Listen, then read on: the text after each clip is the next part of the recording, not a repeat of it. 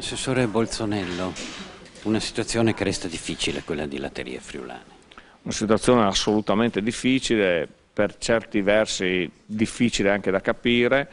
Oggi il tavolo di crisi ha sancito questa incomunicabilità fra l'azienda e il mondo sindacale.